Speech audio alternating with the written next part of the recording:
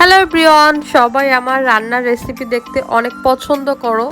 তো তোমাদের সাথে আজকে আমার একটা রেসিপি শেয়ার করব, সেটা হচ্ছে চিকেন শর্মা। তো এজন্য আমি একটা রুটি বানিয়েছি। রুটির ভেতরে ময়দা, তারপর ডিম, তারপর বেকিং পাউডার, তারপর টক দই, তারপরে একটু গুঁড়া দুধ, চিনি, লবণ সবগুলো দিয়ে মাখিয়ে একটু মোটা করে রুটি বানিয়ে নিয়েছি।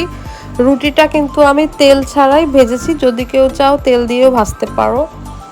আর তারপরে বোনলেস চিকেন আমি বিভিন্ন রকম মশলা পেঁয়াজ দিয়ে একটু ভাজা ভাজা করেছি। তারপর আমি শসা, পেঁয়াজ, কাঁচা লঙ্কা, কাসুন্দি, টমেটো সস, মেয়ো সস, টক দই, তো যেটা যেটা আমার ঘরে হাতের কাছে ছিল সবগুলো দিয়েই রোল করে নিচ্ছি। আর রুটিটা অনেক বেশি সফট হয়েছিল, আর চিকেনটাও রান্না খুব ভালো হয়েছিল। দেখতে যেমনই হোক, বাড়ির রান্না খেতে কিন্তু খুব টেস্ট হয়, কারণ অনেক ভালো ভালো মশলা দিয়েছিলাম চিকেনের ভেতরে, সেজন্য খাবারটা অনেক বেশি টেস্টি ছিল।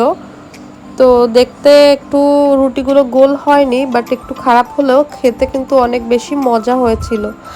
আর আমার যখনই কোনো রান্না আমি করি, তো রান্নাগুলো নাকি আমার বাসার সবাই খেয়ে বলে অনেক বেশি ভালো হয়েছে। তো এজন্য আমার আসলে রান্না করার উৎসাহটা অনেক গুণ বেড়ে যায়। তো আজকে রান্নাটাও আমার সবাই বলেছিল ভালো হয়েছে। তো এখন আমি একটা কেটে দেখাবো, তোমরা দেখতে পারবে কত সুন্দর হোমমেড শর্মা হয়েছে। আর তোমরা চাইলে কিন্তু আমার মতো করে এভাবে বানিয়ে বাসায় খেতে পারো।